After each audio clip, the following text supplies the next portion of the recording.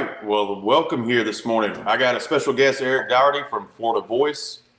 Eric's a big presence on Twitter, and it was pretty amazing to watch his Twitter account grow during the 2024 election. I think when he and I come into contact, we were maybe roughly around the same amount of followers, and Eric blew up. Eric blew up. He had some great content. He was Johnny on the spot the whole time.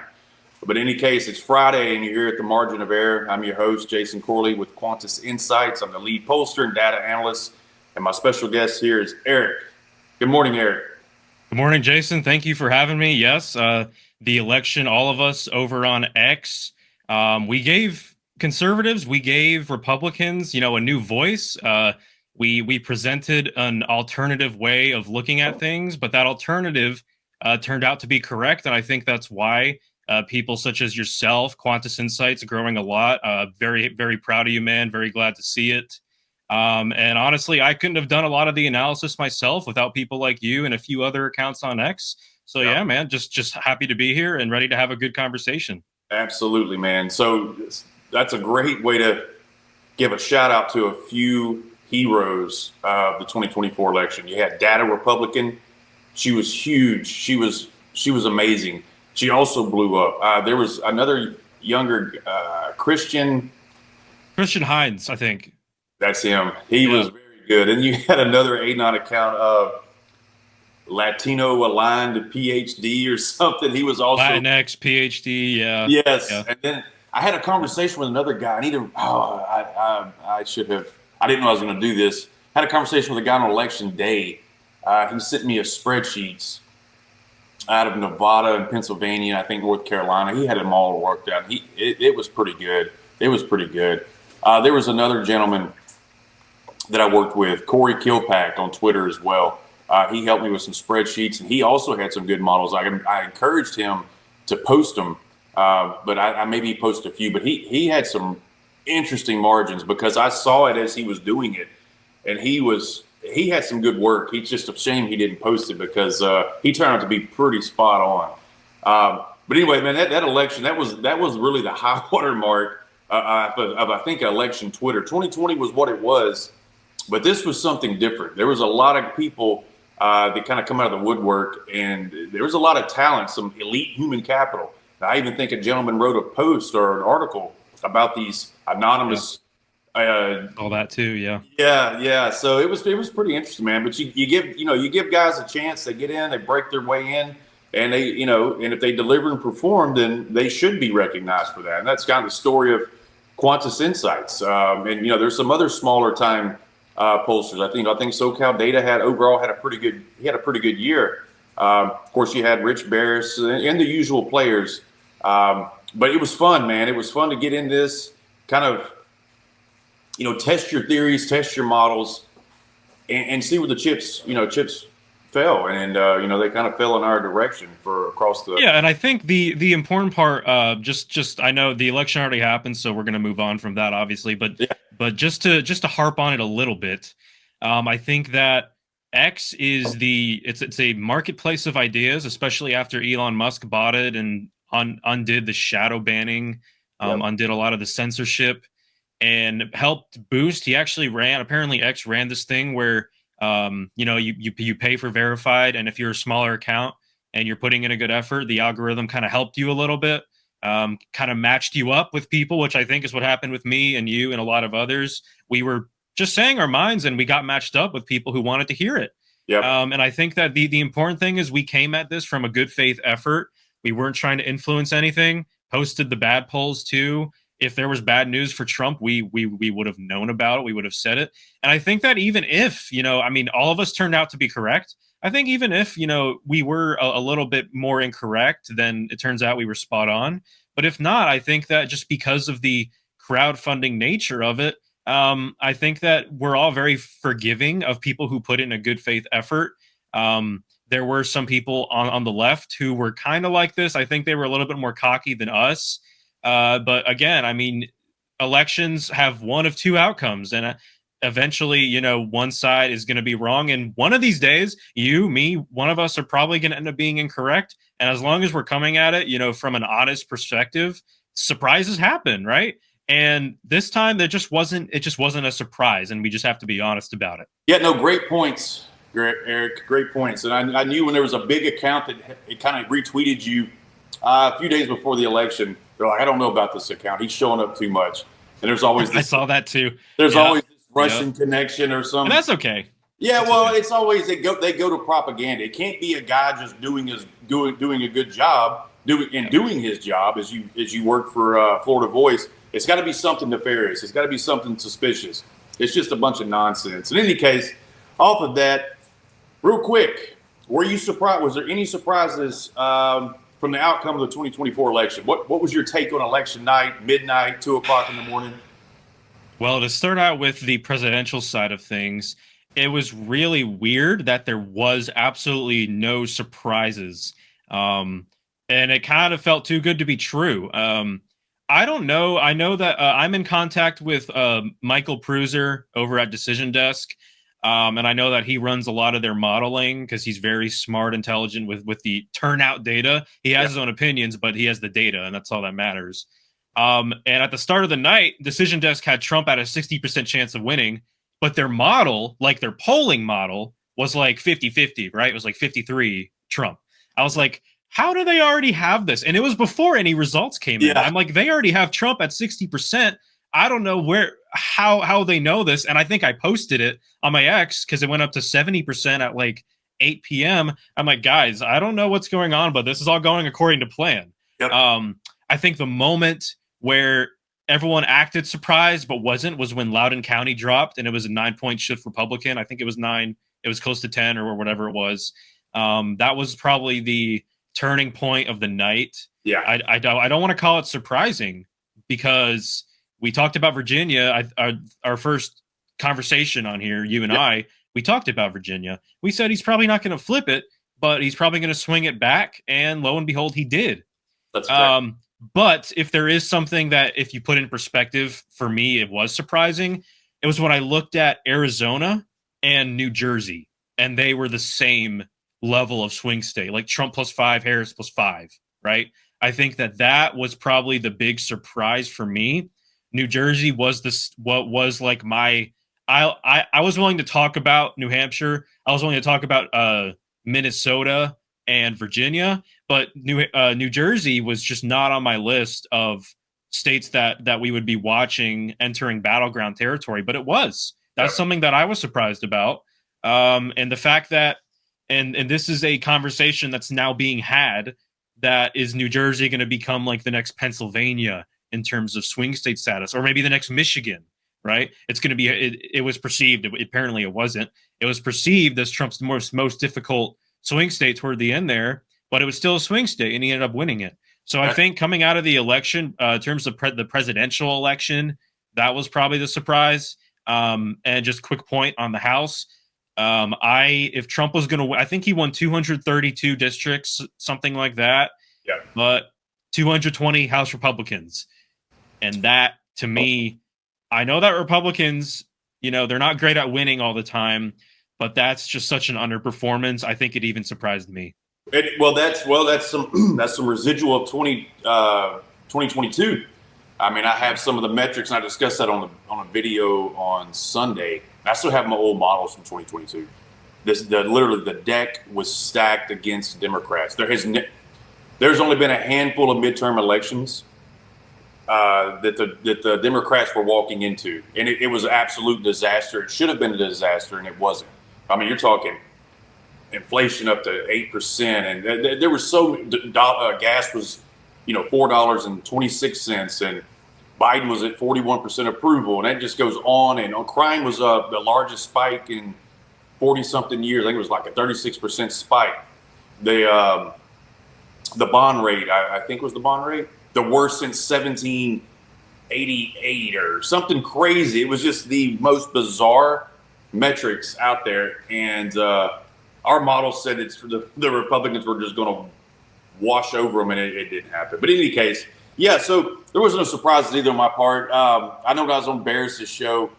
He gave me an update right before we got off, and he goes, hey, man, I don't remember, it might have been DDHQ with somebody, and he goes, man, their model's a 65% chance of Trump running. I was like, that's exactly where my models were at. post or pre-election when I posted my final update, it was a 65% chance. So, well, in any case, so the victory lap is over. It's back to work. Now we're looking forward to this Trump inauguration. We'll see how this, what pans out. There's going to be some roadblocks and there's going to be some challenges, some miscalculations, some missteps, and then hopefully also some delivering on some promises here and seeing how this transition goes. But we've got to pivot back to Biden a little bit. All right. So we've had 4 years, or we had 4 years of Trump. We had 4 years of Biden. And, there was this sort of this recreation of Biden that the media went through in 2019, or when it was becoming pretty apparent that he was going to be the Democratic nominee. He's sort of become this new thing as it relates to Biden. There were things about Biden that I didn't know about, I guess, according to the media, because the Biden I know was a comic relief in comparison to the stoic Obama. He was a gaffe machine. He's a human highlight reel when you look at his Senate career and all this public speeches he's made. He's never been that guy. But according to the media in 2020, he was this elder statesman, and he's going to do one more for the country. And I'm like, no, please don't do one more for the country. Don't. You've had your run, and you've been one of the more crooked senators and probably one of the more ineffective ones as well. Just a life and career of mediocrity. And here we are. Here he gets his presidency, and he collapsed. He collapsed within 6 months or 7 months of his presidency, and he's been under 40% for the last 2 years. I just, for the life of me, I couldn't understand where this was coming from and how it was even being discussed. And I remember thinking, you people ought to be ashamed of yourselves, the people who voted him in, this media creation, this get Trump out of here. And of course, we could go into the specifics and details of what 2020 was like. You probably remember it. It was a very strange time in America. But I want to pivot to all of that because I got some stuff here from the poll we took, and then the JL Partners poll that you posted this morning. I'd like to get your thoughts on that and see what that means, because now we're supposedly at the legacy part of his career, or this happy ending or this smooth landing he's supposed to make at the end of his term, because he put country over party and all this other nonsense. Well, he pardons Hunter Biden. He's got some other pardons lined up, and people are appealing to his legacy all of a sudden as if he could tarnish it. He has a legacy of failure, and this is just a culmination of 50-something years in public office. I'd like to get your thoughts on that JL Partners poll. Yeah, so according to their results, Joe Biden is viewed as the worst modern American history president. And Trump has been saying, and the funny thing is, just a little sidetrack, Trump just keeps getting proved correct. I think it was last week that a woman in Ohio got arrested for eating a cat. Yep. And I included in my post, Trump said during the debate that they're eating the cats, they're eating the dogs. And he's also been saying that Joe Biden is the worst president in history. He says U.S. history, but the thing is, most Americans aren't able to rank all of our presidents because even I don't have a comprehensive knowledge of every president. But you look at modern history, you go back to like Reagan and Nixon, and when they included those names, the worst president in history, in modern history, I think the last 50 years, they said Joe Biden. Now, granted, they did put Donald Trump toward the bottom. I think he was second or third to last. And the reason for that is because, again, you still have a large portion of the American electorate that hates Donald Trump. I mean, he got 50% of the vote, and the other 48% voted for Kamala Harris, right? Yep. So we can't act like it's just like Trump won with 60% of the vote, right? He won with 50%, and he won the battlegrounds. It's really good for him. But that poll shows, and this is and I think the reason is that a lot of the Americans who voted for Trump and changed their mind, I don't think a lot of them are going to be like about a quarter to a third of the American electorate that thinks Trump is just the greatest thing ever. They think of Reagan, right? They a lot of them even think of Obama, right? And that's probably because the media isn't talking about Obama. He's kind of, when you compare him to Biden, and when you compare just the discourse, which again wasn't great, but people think of 2008 when they think of Obama now, right? Just as in this election, people thought of Trump 2019, not Trump COVID 2020, when thinking about his job approval. Yep. And I think that when we have these polls that come out, I know that Qantas released one. Every poll respondent is kind of putting these big names in terms of, you know, what their perception of where things are at.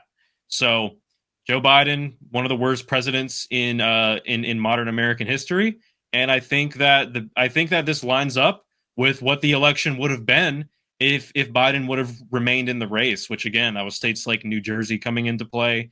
Again, if he only lost the state of New Jersey by 5 to 6 points with Kamala Harris, who didn't have the same amount of baggage, you know, I can only imagine what the map would have looked like. Well, there's, you know, the internal polls are supposedly showed that Biden was losing by 400 electoral college votes. That, you know, I'm skeptical of that. I'm not saying that it would have been worse than the outcome of 312. It very well. I would have just given him at least one of those peripheral states. Right. I would say he had at least one chance getting Minnesota, New Hampshire, Virginia. Yeah. If Biden stayed in, New Jersey might have been under 5, under 4. But yeah. I mean, you know, you're probably talking of an Obama-like 2008 win. I think Obama 340 something electoral college votes. He flips Indiana. I mean, it was just, he flips North Carolina and he wins Ohio, Iowa, Florida, et cetera. I mean, he had a great year, right? But, you know, if somebody were to have a mandate, as I went on, I said this in my live video. I mean, if you want to talk about mandates, that seemed to be a pretty strong mandate in 2008. I mean, the headwinds, he was going with the wind, suppose, you know, with the economic fallout and war fatigue in Iraq and Bush's just collapsing popularity. But he did it. I mean, he lost the House 2 years later. I mean, the Americans are very fishy of mandates. I don't know why, but they really don't like to give one guy too much power. And they'll go after you in the midterms. Maybe it's just a psychological recoil. I don't know if it's a conscious effort or not. And we polled that question about the mandate, and we can pull it up in a minute. But I can tell you, it's about 44% of those we polled said that that Trump had a mandate, and I think 23% said he had a partial mandate, and then the remaining 30, whatever that is, 32% said no, he does not have a mandate. So he didn't get an outright majority in the poll of a full mandate. That 44% looks like it's his good hardcore support. Always has been. Right. And the other partial, but you add the partial and the full, and you get about a 61%, you know, whatever the number is. We'll look it up in a minute. It's about 61% for at least some of those policies that he ran on. They are willing to back him. And I'm assuming, you know, a lot of that has to do with immigration and, you know, some of the economic changes when it comes to protecting of American industries, what have you.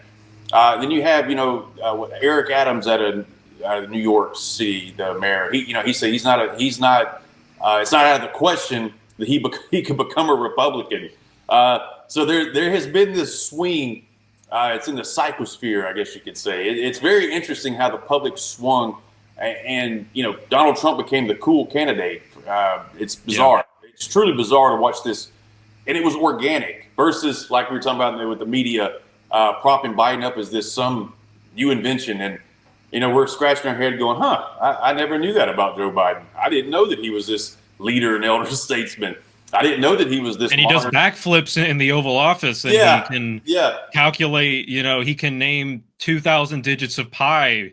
You know, Like all this was just ran for years. Yeah, I remember Joe Biden in public making Obama literally physically cringe on numerous occasions. I mean, Obama would be like, or you know, whatever, or Biden not know where he's supposed to be when he comes out for something. It's just anyway. And there was so much that followed the man. This was even before the Hunter Biden. There were so many reports about Biden connected to these strange business dealings and his brother getting these massive contracts during the rebuilding of Iraq post-war. or during the war.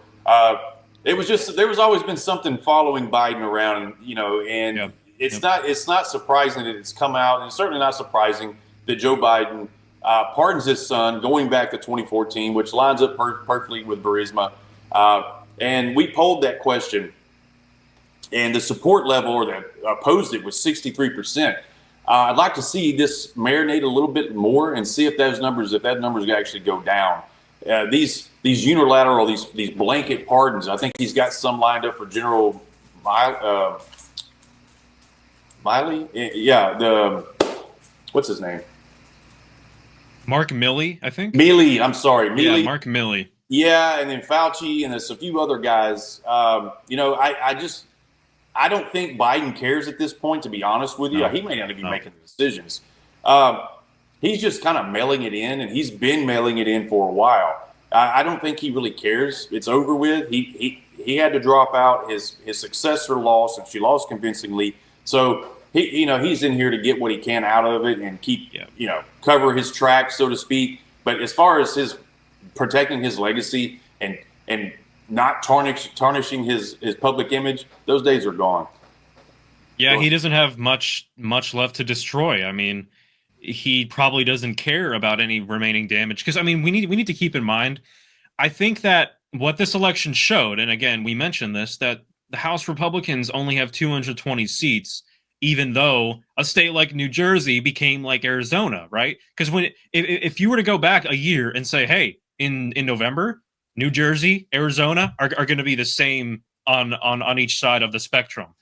I mean, Arizona was one of the states I thought Trump had a better chance at winning Pennsylvania about a year ago than I thought he had at winning Arizona, mainly because of Maricopa County and stuff like that. Turned out to not happen. I mean, you have TPUSA in Arizona. And I think that had a big impact. But nevertheless, this election was a Trump victory, a rejection of Biden and Biden-Harris, but it wasn't a huge rejection of the Democrats if you look at what happened in the House. And, I mean, you have these AOC Trump voters, right? That there was that big thing. She did a thing on her Instagram story asking people, why would you vote for Trump and then vote for me? And it's because people wanted something real, and they just didn't want Biden-Harris. That's all they didn't want. They don't love Republicans, and they don't love or hate Democrats. And that's and you mentioned that American politics is a cycle, and what's bound to happen, and this is the historical norm, is take what happened in November, and then you go to November 2026, and imagine a result worse for the Republicans than it was. And the problem is they only won 220 House seats. It doesn't take much for Democrats to take back the House, right? No matter how well Trump does. Obviously, the better Trump does here in the next 2 years, the problem with that is it's going to depend on Republicans in Congress, and they let down the MAGA agenda pretty much every time. Yep. So, but just bringing it back to the whole mandate point, I think that when you because you had 44% say yes, clear mandate, about 20-something% say partial mandate, and that kind of lines up with common sense. He has a hard base of support, then he has some soft support, and then you have the proportion of the public that just hates him no matter what. He could win 400 electoral votes and he wouldn't have a mandate, right? You have each side of that electorate. The thing about it is you have that soft support that is going to probably, many of them change their minds and vote for a Democratic House candidate in 2026. But in terms of a mandate, I think that the other side to that, and this is the opinion I hold, is you have to view what a mandate is in context of, to quote Kamala Harris, the world in which we live and all that stuff, right? And the time in which we yes, but in which we occupy or something. Yeah, it was wonderful. I think that if you want to figure out if Trump has a mandate, you have to remember where he came from, where he started, right? 2016, 2015, the amount of smears and the legal cases and the impeachment, and he still got 50% of the vote. He still brought New Jersey into the fray, right? He's done all these things. He didn't win those states. Fine. He didn't win them. He doesn't have a mandate from these peripheral states. But I think that if you're defining mandate as a sea change in American politics relative to where he was and could have been, I think it's a mandate. I think it's a big change. Does he have a Obama mandate? Does he have a Reagan mandate? No, but I think that the modern political situation just will not allow that to happen. I think you could run anybody and you probably wouldn't see a situation like that with the media we have, with the issues that were at the forefront, and just how vitriolic everything is. I Well, just don't think that that sort of mandate was ever on the table. So, just in my opinion, I think I'm kind of in between the strong and clear mandate and then the partial mandate.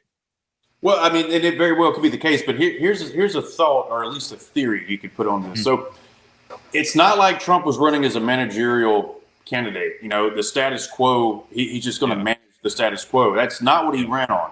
He ran on some policies that just typically have not been at the forefront of American politics since, oh, I don't know, forever. I mean, this is a mixture of Teddy Roosevelt and some other things. Yeah, yeah. When you run on mass deportations and you run on radically realigning how the American economy works, how it's going to interact with its closest neighbors, the southern border and the northern border, throwing out things like narco states, throwing out things you better get in line because hey, we've got plenty of justification for military intervention into your country. Talking about Mexico, I don't think it'll go that far. Then you have Trudeau flying down to see the president-elect after the 25% tariff comment. So what I'm getting at here is it just seems it's such a radical departure of politics in terms of policies and what people voted for versus what they voted for, say the last since 2000, actually since forever, and he got elected on that. Right. Yeah. To me, it really, it's amazing he got 50% running for those policies. So, I mean, that's something you have to endorse, right? Mass deportations and radically changing some things here, going after the deep state, or at least just going after the federal government, changing, eliminating some of these federal agencies. It's pretty radical. This is some radical stuff here. And the fact that he pulled it off, got elected, he's going to push these picks through. He's going to get them confirmed. So I think the mandate is here, whether we like it or not. I mean, he got elected. He's going to run on it. Yep. It's a sprint to the midterms, right? If he's doing what he's supposed to do, if he's on track, the midterms will take care of themselves. I think he has a responsibility to. You know that I'm from Florida. I cover Florida, and MAGA and DeSantis haven't had the greatest relationship until maybe things are getting a little bit better now. Apparently, they're going to go to the Army-Navy game next Saturday, which again, I think that we'll have to see what happens with Pete Hegseth. But something that Governor DeSantis has said a lot, and I think that this should and needs to be applied to the federal government. He won Florida by, like, I think it was 20,000 votes or 30,000 votes. It was something like that. It was a fraction of a percent. And he governed the state like he's governing Utah or Tennessee. Yeah. That's what he did. He got in, and it's like, you cannot expect, if you have ideas and you have a vision and you run on something, and Trump needs to do this, he needs to govern America as if he's governing everything that he ran on, no matter how wide or how slim his margin is, because your duty is to convince the people who didn't vote for you that, okay, it's fine that you didn't vote for me, but I'm going to govern for you. And I'm going to explain to you and convince you that, look, once I close this border, once I cut these taxes, once I downsize the Department of Education, you're going to be fine. In fact, you're going to have more money in your pocket, and you're going to be able to go to the grocery store and not worry how much eggs cost, because everything is going to be brought down and wages might go up and inflation might go down, right? And it's a lift the entire sea, lift all waters, and then convince people that I got elected, and I'm going to prove to you why we need to keep this, this Republican House, this Republican Senate. He needs to govern as if he has this mandate, and I think he needs to keep claiming it, because what is the point if you're not gonna claim it at all? So I think that they keep on doing this thing where it's like, oh, he got 49.9943%, not 50%, and I'm like, okay, listen, that's not going to fly, because the bottom line is, the Electoral College, He won by not as much as Obama won. He didn't just win it by one state. He shifted all these states so far to the right compared to where they were, which I think is the crux of the conversation. You have to look at it in context of where everything went. So I think that, yeah, you mentioned these cabinet picks. He needs to just keep barreling these people through. We'll have to see where it goes. But I think that these Republican senators feel the pressure of this election. And I think if it was 2017, obviously Trump made some more questionable picks that were easier to get confirmed back then. Yep. But I'm glad to see that he is treating his win like it's a mandate, nominating people like Pete Hegseth and Robert F. Kennedy Jr., even with all the stuff that he said that's so controversial. I mean, him and RFK were meeting with the CEOs of Pfizer and Eli Lilly. He's bringing these people to the mainstream. That's what he ran on. That's what he's doing. Yep. So a couple of things with the dichotomy there, or the comparison between 2017 and now. Trump didn't have the same type of goodwill. There was a lot of skepticism coming in, and they did it on purpose. They were setting landmines. They were hamstringing him, and they had the Russian hoax, and there was it was a cloud over his inauguration day. And then you had the Washington Post putting out the resistance starts now, and democracy dies in darkness. And you had these Republicans, the Speaker of the House, of all people, setting traps right off the bat. So he didn't have the type of capital to make the picks he wanted. He had to play it safe. He probably had to pick who was recommended to him because he didn't have much of a choice. He didn't have the capital to fight them. He needed their cooperation because they still had to keep the House in 2018, which he ended up ultimately losing anyway. So there was a whole nother animal, but those guys are gone. Then, in a way, we have to think Obama or Biden in such a way that, his legacy gave the return back to Trump because you had something fresh on the people's mind. You had Trump's first term, you had Biden's first term, and there was a way to compare the two, right? Kamala Harris didn't help much when she can't even, function in front of a camera throughout. It was a sitcom. I don't want to get so partisan to where we start, leaving the reservation here. I'm just saying it was objectively a bad administration. You couldn't comment, or you couldn't really comment on your policies. Kamala Harris trying to answer things about inflation, and then what the administration going to do about inflation. That was a train wreck. You got Biden falling asleep. You got Biden. I mean, Gallup proved all of this. Gallup and Pew, the gold standard, right? I mean, we had all this on our side. It's definitely not a partisan thing to say. Right? But it just exposed a lot of things. And then the taste in people's mouth over 2020 and how that election was carried out and the BLM riots, and then just some of the strange things that happened, especially with censorship. And then Elon Musk comes along. Instead of it just burying the right, it became this uniparty, and that's just the way it was going to be, and democracy was going to rule the day. Thank God for human nature, or thank God for the humans or the American spirit. They didn't like that. They didn't like what was happening. They didn't like where this was going. I know a lot of people did. But they did flex for a couple of years, but it just quickly went south. It became unpopular. People saw what was in store, and they went and when compared to Trump, they chose Trump. So without Biden, without 2020, it's weird how things work. We wouldn't have a Trump in 2024. But absence of leadership, this is just a great example to follow. Absence of decisive leadership. Absence of being able to, project confidence or perhaps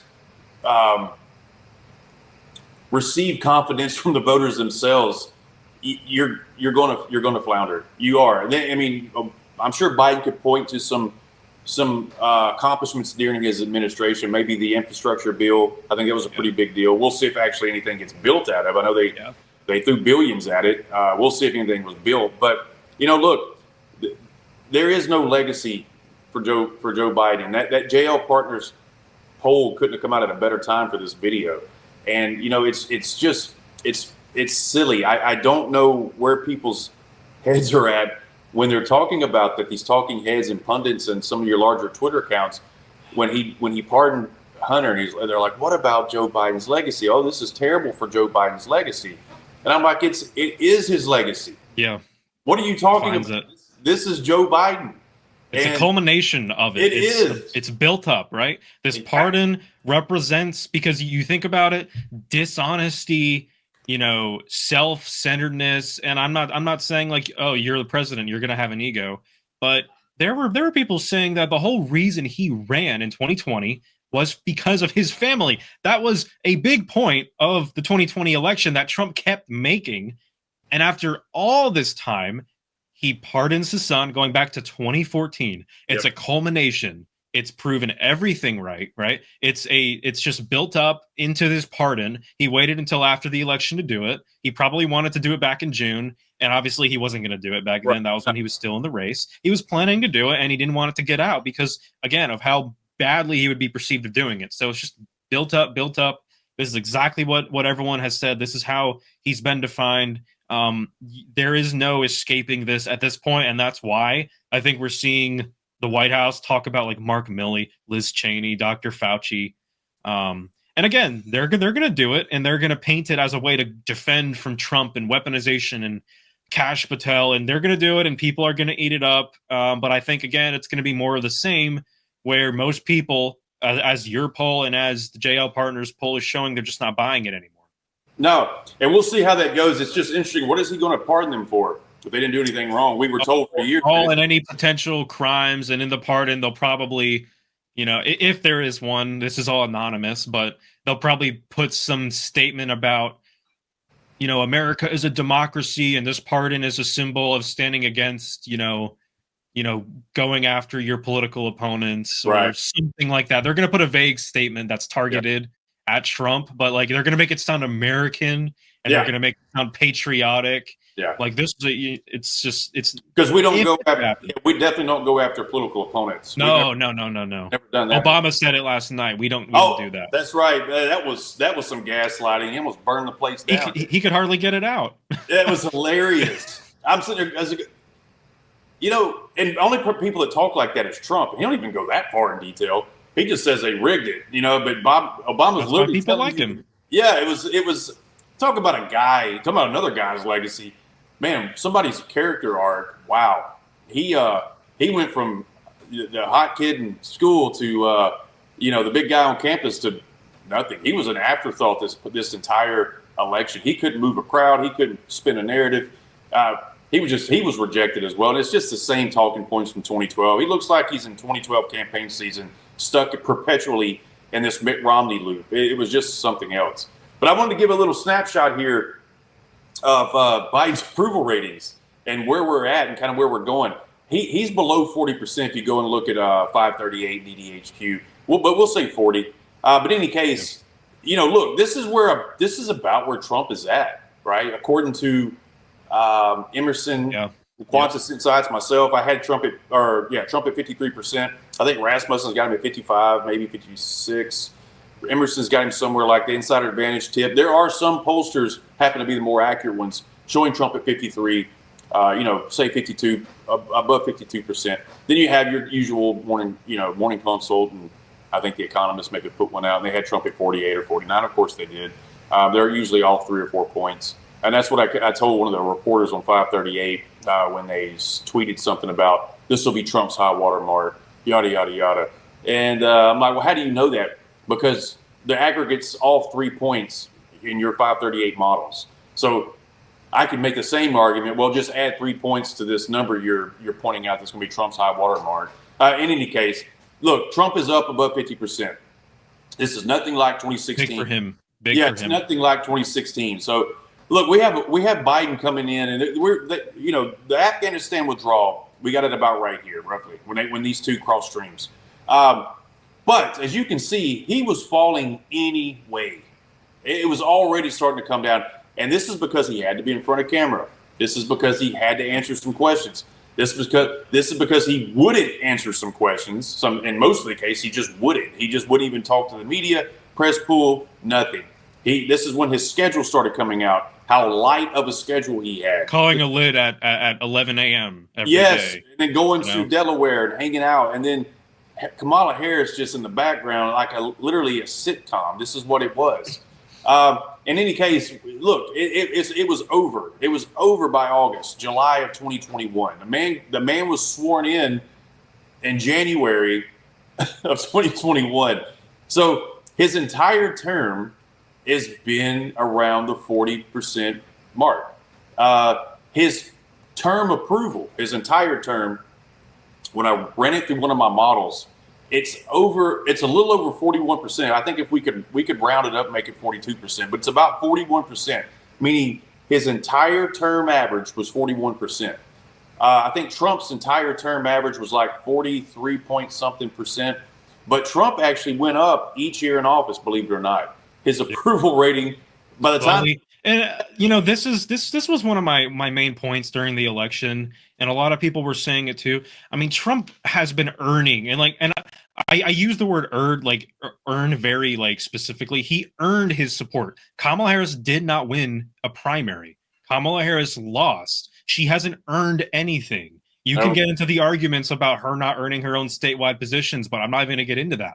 Trump, and as you said, his approval, it's been a slow climb. This guy has worked his way up. He was at the top of Hollywood and New York fame and all this stuff, and he crashed down. Not that he did it, but the media did it, and the political parties did it. The Republicans did too. And he has been earning his support since 2015 when he went down the escalator. Yep. He didn't just jump in and say, hey, I'm going to reform everything. Everyone said, yeah, let's do it. He's been fighting this, and he's been having to fight even when he became president. Once he was done fighting Hillary Clinton, he was fighting Republicans for 4 years. That's exactly right. And he was fighting Republicans during COVID. And then he was fighting Republicans during the aftermath of the election, and he fended off a GOP primary. He's been earning his support. And once that was done, he and his confidants, and we mentioned how on X, even before Elon bought it, there was an upswell of opposition against the Biden administration, exposing all this stuff. And he's been earning his support. You fast forward to now, he finally started leading in these polls against Biden. And once Kamala Harris got in, the bottom line was Trump earned his support. She did not. Americans not only love a comeback story, but they love a guy who works hard for what he's got, and that's Trump, right? That's exactly right. There is, a conversation to be had about Trump broke this trend of he's a new president, but he's not new, right? Because we got a new president from Biden, but he was in office, and that begs the question: is the trend going to break again for the midterms and the next presidential election, where usually you switch after 2 terms? You switch. Biden broke that, and Trump broke that from 2016, and now Biden broke that from 2020. And now, again, it's interesting. We're going to have a 28 primary where we're going to see, is this historical American norm going to continue where Americans flip-flop back and forth between the parties? Is the midterm going to be a flip-flop back and a check on the president's power? We have these fundamentals that we have to rely on, but I think it's not out of the question that if there is a time for these trends to be broken, it's going to be during the Trump presidency in 2026. Bingo. And if a Republican holds the White House in 2028, it'll be off the heels of the Trump presidency. It just breaks all these trends, and it's going to be interesting to watch. So the lotus, the center point of gravity here it would be Trump. It's going to hinge on Trump. Look. Everything you just said, you just said shows that the guy was left for dead. His brand, I thought his brand was over. I would admit. Well, in 2022, when they didn't win the midterms, I was like the biggest loser in this is Trump. That turned out not to be the case. No, not at all. And then he jumped back in. He like you said, fought the primaries, which wasn't much of a primary, and he was back in the race, and he was authentic, and he was fun. And you talking about joyful? He was joyful. He had a blast out there. He just outworks everyone. Kamala Harris. He was just having fun. It didn't look like a guy running for president. It looked like a guy who just loved his country and looked like the president. And everyone said, you know what? Let's make that guy the president. He already looks like it. He already acts like it. It had an air of inevitability, no doubt about it. Yeah. Kamala Harris raised $2 billion. And it didn't help her. Biden raised a ton as well, and it barely helped him. Harris or Clinton raised a ton in 2016, didn't help her. So here we have some of the approval. I don't know what JL Partners, if they had an actual approval rating in their poll, but look here, we have Biden at 37%. And if you look at, oh, that's the joke. That's the Hunter Biden. This is the Hunter Biden. This 30. Where am I at here? I am sorry. Yeah, here's Biden's approval, right? Look at the white support. It's down to 34%. The largest part of the electorate, 71% of the electorate, 34% are backing. What was the AP vote cast? Do you remember what the white? I think Trump won whites by more than than we thought. It was 57 to 41 or 57 to 42. Man, yeah, and the white electorate is going to be big, right? I mean, everyone keeps underestimating it. Yeah, I had it at 70%. It turned out to be 71%. Yeah. So the African American vote, 58% for a Democrat. Look at the Hispanics. I mean, this is just across the board terrible. Look at the male vote, 36. The female vote, 39. This is approval. This is Joe Biden's approvals. What is your overall opinion of Donald Trump for the net favorability?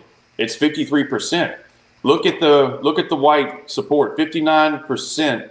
Go back up to the that one. Look at the somewhat unfavorable. Yeah. Right?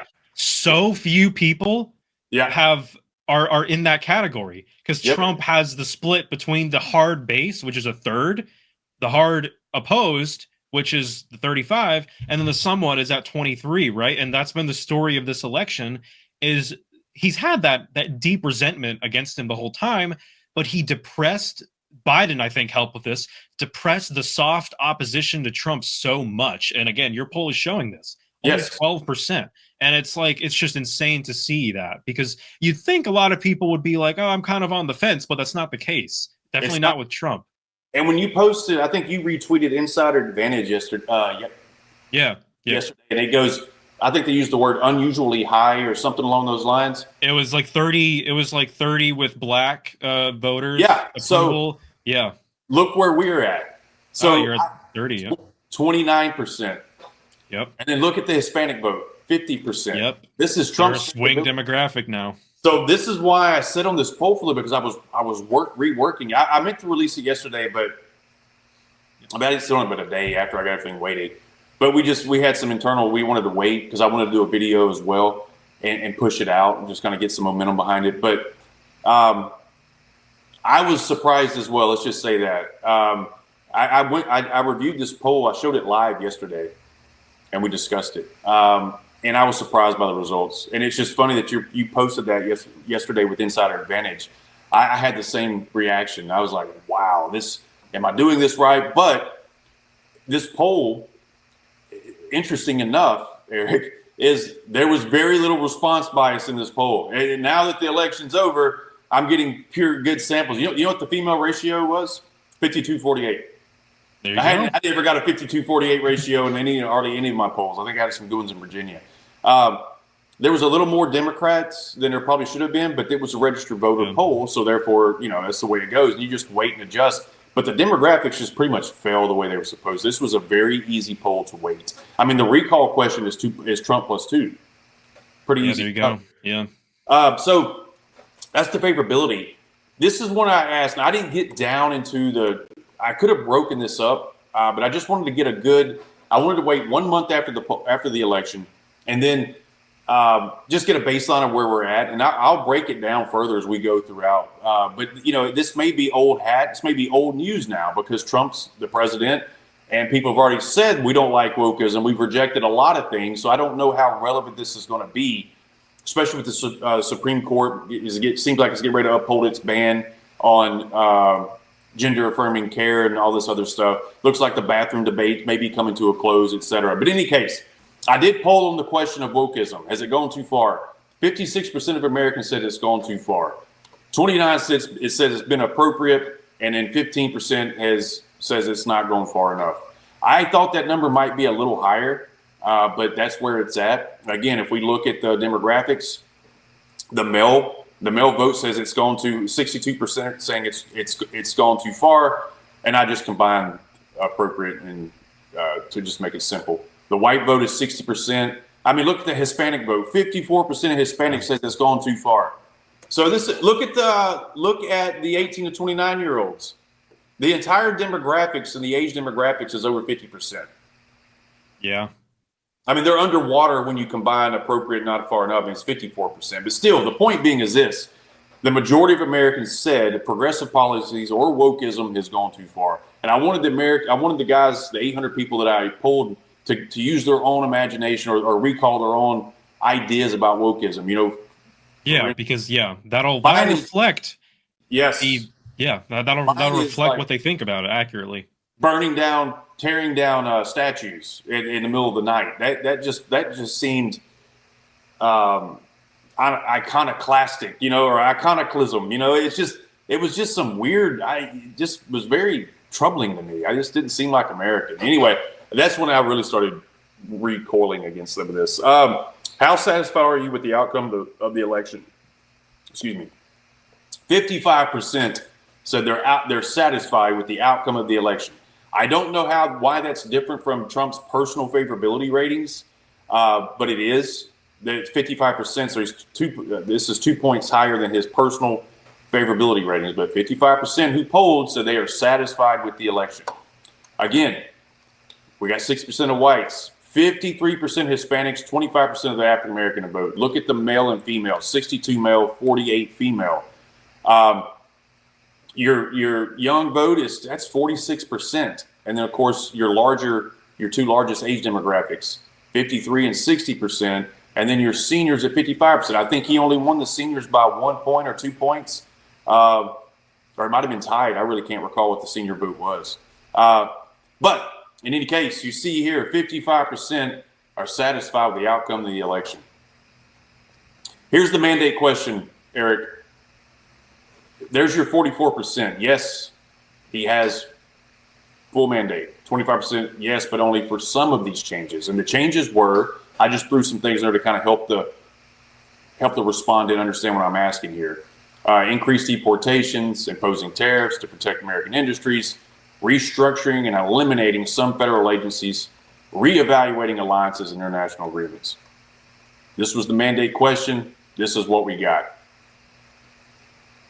So he didn't get 50% in any of the demographics. He got as high as 49% among males, 47% among the white voters. He got those are pretty decent numbers for the African American vote. 33%, 43% among Hispanics. The young vote is, down, which doesn't surprise me. 45 to 64, up to 47%. So, yeah, he missed the full mandate question. I should say. Looks like his core support is backing him. I think we already hit on that. And then, of course, you have your partial. But together, you add those two together, then there's definitely room for a mandate. Then it comes down to messaging, and how you deliver what you're trying to accomplish, and getting out in front of that and explaining it. And I'm sure they're preparing for it. How optimistic are you about the next 4 years under President Trump's leadership? That number is 57%. Wow. Here are the demographics. I didn't break down the demographics for that. 57% of these respondents are optimistic, and I think I have a couple of theories as to why that number seems to be higher than Trump's own personal approval rating. It goes back to Joe Biden's legacy. There's just too much to compare, and I think people are just trying to get out from under this melees and this, like I said, a sitcom. Having Joe Biden in the rearview mirror and looking forward to what Trump offers, and certainly the differences in their campaigns and the excitement and the energy and the crowds, and this looks like everything's gonna be okay because Trump said it was going to be okay. Not saying that that's how it is going to be. I'm just simply saying there's a difference between inspiring and showing confidence versus just being completely absent of those things. The people are going to choose the latter. So I think that's why we're probably looking at Trump being these metrics outperforming his personal favorability ratings, because they do have something to compare to, and given the alternative, they're going to take it. Yeah, and just real quick, in your poll, you had that where we mentioned how only 12% were somewhat opposed. Yeah, and I think that those people probably are willing to hear his policies out, right? Because obviously you have the hard support and the soft support. They already are good with his policies. And then you had the I think it was like 35% just basically never Trump. And your poll with 57% optimistic, I think when you add in that 12% to his, you add in that 13%. Excuse me, I'm talking about the but one where So you had the soft opposition. I think many of those people are somewhat optimistic. The people who are somewhat dissatisfied with the results. Yep. I think that a good amount of those people are probably in that optimistic or somewhat optimistic with Trump because they don't hate him. They probably dislike his character more than his policies. And Trump has done a good job not only moving people over to his side and setting aside his character flaws, which I think now are way lower than where they would have been perceived, a few years ago. But his policies are so popular that even his soft opposition is willing to say, all right, I'm going to give it a chance. He won. He seems to be a bit of a changed man, especially after July and the Butler thing. He's been through a lot. He's been running all this time. He's trying to deliver. And I think that people are willing to give him a chance. And that's why you're nearing 60% of people are either very or somewhat optimistic. That's exactly right. So it's the opposite of Obama. He was more popular in terms of his character than his policy. He outran his policies, and that probably helped him in 2012. But the reason why I showed the difference between the two, or I was only trying to compare the two. Look, you were mentioning this very satisfied and that soft opposition of 12, and what I was trying to highlight was when you look at how optimistic those are almost the same numbers. You still have this soft number here. This is just the guys that don't like. I mean, look, Biden's approval ratings is still at 36 to 40%, right? Regardless of how bad things have gotten. So he's in his bunker. He's in his bunker support. I mean, people aren't going to go anywhere. They don't have anywhere else to go. They're going to support Biden. And lo and behold, that's about what you're getting here. You got about 30%. That's just very pessimistic no matter what. I mean, he could cure cancer, and that's just the way it's going to go. All right, so look, let's we'll start rounding this up, but I want to get your take on Biden leaving office. What surprises, if there are going to be any? Do you think we're going to go down this pardon road? And do you believe the JL Partners poll? Before you answer that though, there's always this. It's when a president's unpopular when he leaves office, he always tends to crater. Okay, as he's going out the door, and then they do a recovery years later. So look, Bush was in the same boat in 2008, and he was the worst president in the history of America. And then, as he was leaving office, and then Trump was the worst president in the history of America as he was leaving office, and now Biden's getting the same treatment. So some of this can be chalked up to just emotional feelings at the time, because there wasn't very many presidents as unpopular as George Bush as he was leaving office. I mean, we had war fatigue, we had scandals with the Iraq War, and then we had the complete economic meltdown and fallout. And he's more or less recovered by staying out of the spotlight. And so, in any case, there's just some things you have to take into consideration before we just blanketing throw Biden into the bin of all the worst presidents of the world. But I did write an article on the Qantas Substack, and I think my theory is because Carter's been the benchmark for the worst president or failure. They always compare failed presidents to Carter. I do think that Biden will be that new benchmark. And the reason being is because he got 51.4% of the popular vote in 2020. He got 81 million votes in the national popular vote in 2020, and it came crashing down 8 months later. There's just no comparison to that. There's zero comparison to that. He not only lost, he lost to the man he beat. And the man he beat, they left for dead. And if they didn't leave him for dead, someone tried to make that a fact, and it didn't work out. Of course, I'm talking about what happened in Pennsylvania. So, in any case, all of that work, all of 2020, all the things and circumstances, and we could go down a myriad of rabbit holes. It didn't do anything. It didn't accomplish nothing, because we're right back to where we started. Trump's back in office, The second man in American history to pull that off since Grover Cleveland, 135, 138 years ago. So I'll turn it over to you. Yeah, I think that once so I mean this is the interesting thing is both Biden and Trump are getting in that jail partners poll put toward the bottom of modern presidents, and they also happen to be the most recent. But I think what's going to happen is that Biden is probably going to stick down there. I think not as low as he is. I think he'll probably come up a little bit. I think Trump has a higher likelihood of coming up, mainly because I think he'll be more remembered for his policies after his second term. Right now, he hasn't even had a chance to govern yet, and he could change that. But I think that because of the contrast, and I think that because I mean, let's be honest, his economic policies are nothing new, and his economic policies are clearly they have a high probability of working, and Biden's did not. Yep. And I think that there is a bias against Biden in the polls. Trump just won. It feels like Biden is the losing team. And once he doesn't feel like the losing team and he feels like a historical figure, I still think he's going to be ranked low because we've had all these fundamental indicators, and you have Afghanistan and the amount of wars that broke out under him. Even if it's not his direct fault, it's kind of the blame gets laid on the president and the credit gets laid, and there isn't much to just give him credit for. We would have heard about it, right? He would have been in the race.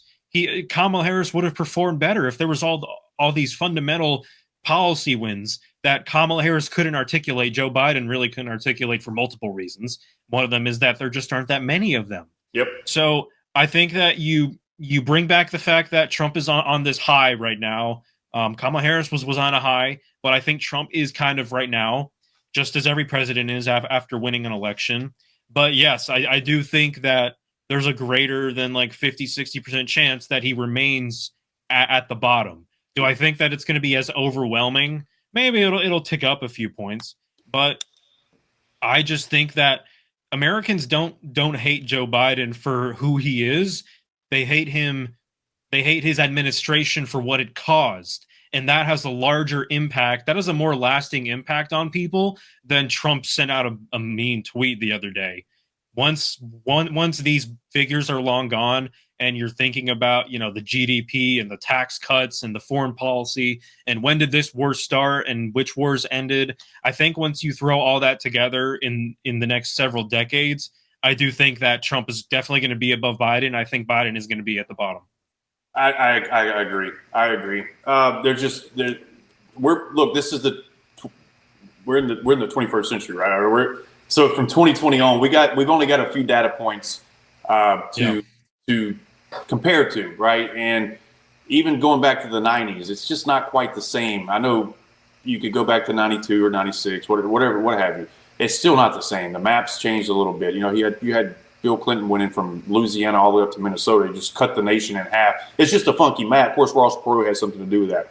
But you had this Reagan specter, right? Still over American, and Clinton sort of managed the Reaganism, even though he was a Democrat president. He did a pretty good job of managing that political, that political time. He moved to the center. He worked with the Republican Congress, et cetera, et cetera. There's different things here that we could go back and forth on.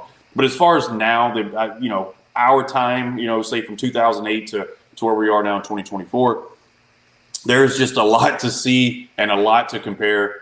And it's without a doubt, Biden is probably going to go down as, one of the worst in history. And there's reasons as to why. And like you said, lack of ability to communicate or even explain what your policy positions are and how they benefit Americans. And really, it just seemed like he didn't care, like he didn't want to, he didn't need to. It's in the arrogance in which he conducted himself during the 2020 election, where he didn't campaign.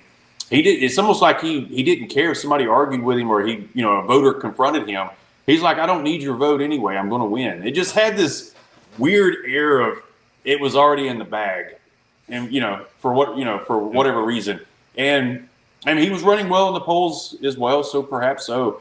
But that translated over into the presidency, and his administration just quickly soured.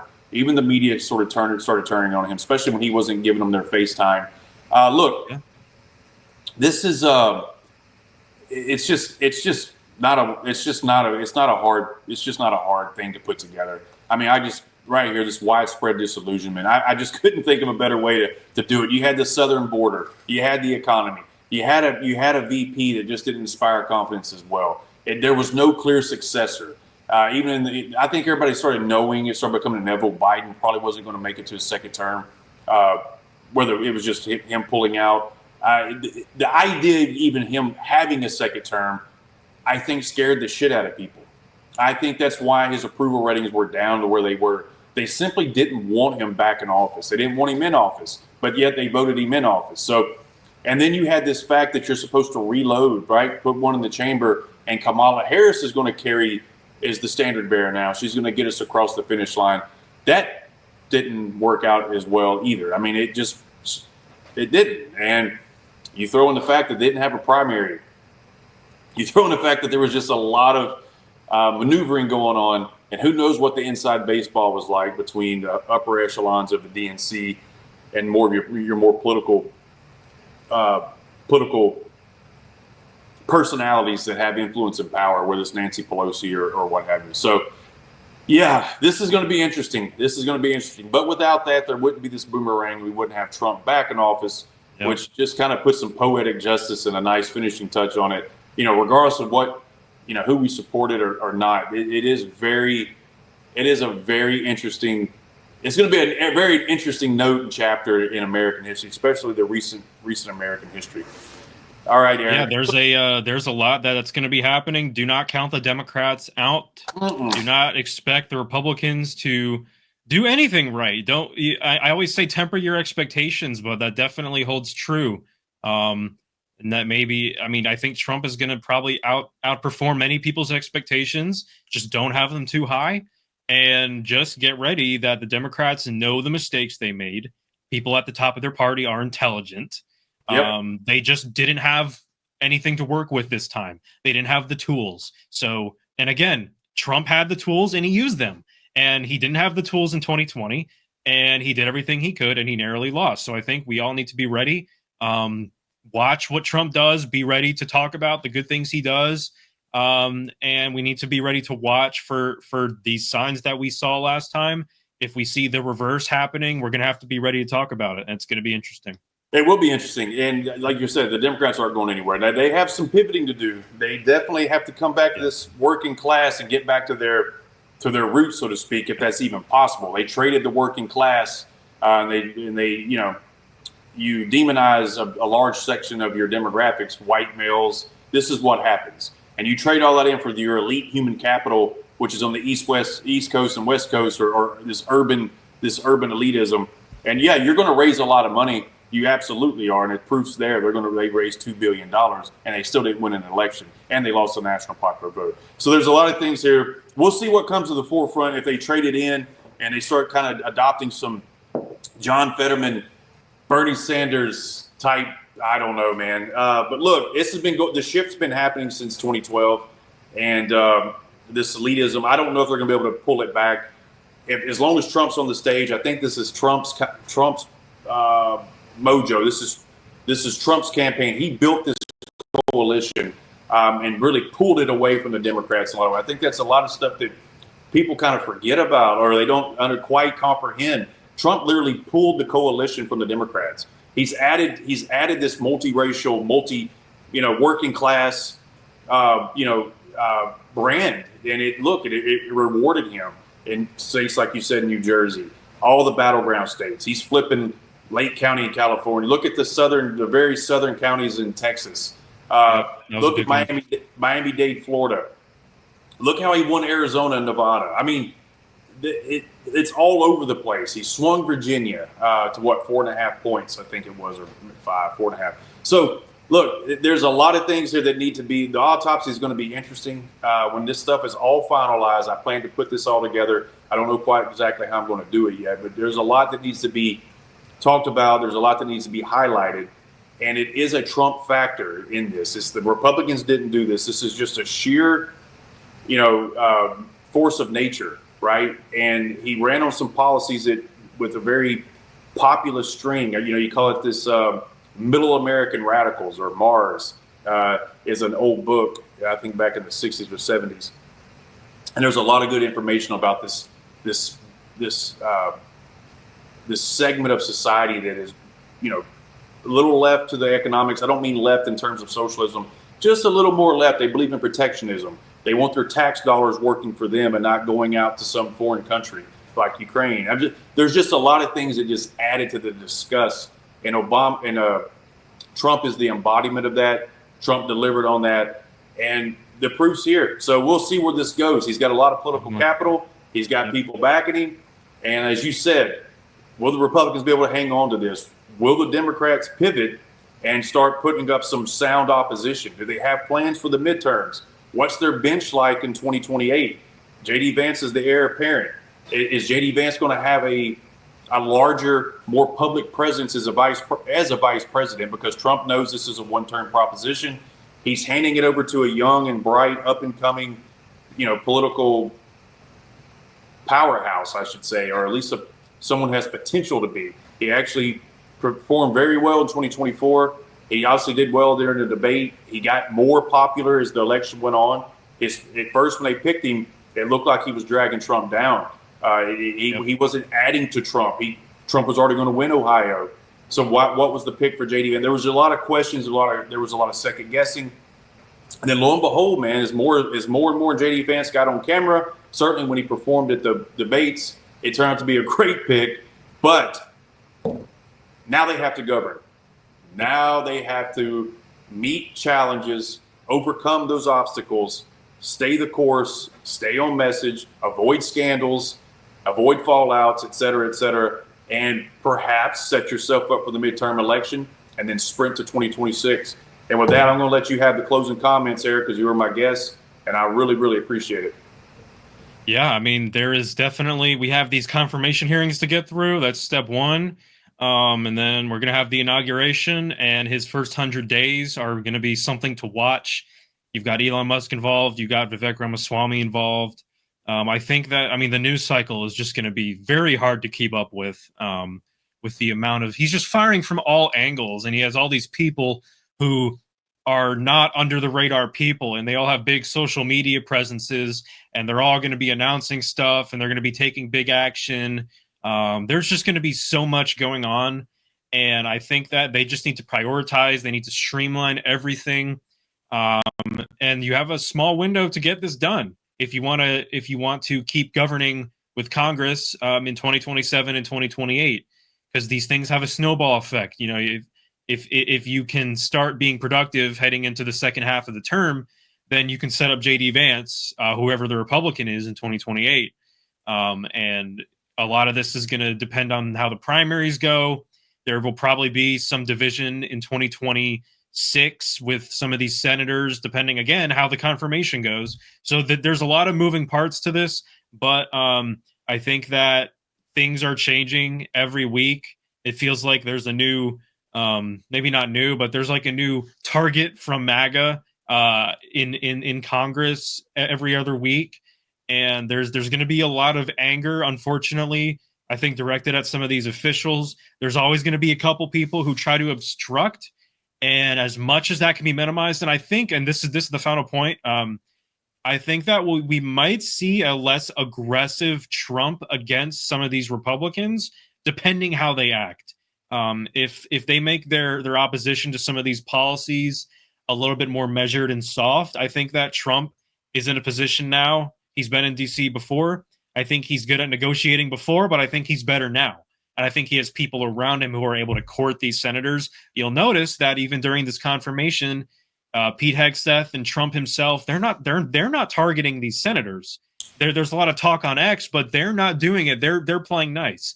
And I think that this is a test, maybe not a purposeful one, but for all of us watching, this is a test to see how Trump and the MAGA coalition in D.C. is able to court these senators. Are they going to use fire? Are they going to fight fire? Are they going to use fire? Or are they going to use honey? Are they going to sweet talk these guys? And I think we're going to see a lot more cooperation from Trump and from MAGA.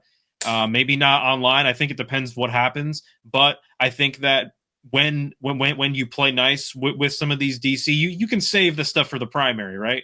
There are going to be primaries, and I think it's going to be up to these senators, how soon things get heated.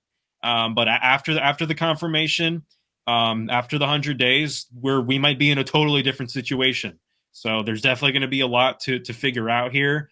But I think things happen fast, but we also have a lot of time to watch them. So we'll be watching. Very good, man.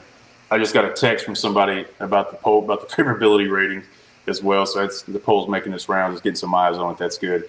Eric, I appreciate you, man. This was great. This was great. I enjoyed your our first video together during the election. We were a little late getting back together. I don't think we were quite able to connect between the first one and the election day.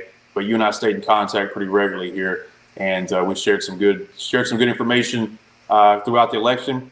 I look forward to having you back on. I look forward to working with you a little bit more and doing this. This is great content. Let's stay in touch, and let's keep moving ahead, man. Yeah, Jason, definitely glad to be here. You bet. We'll see you soon, Eric. All right. See you, man. Yep. Bye.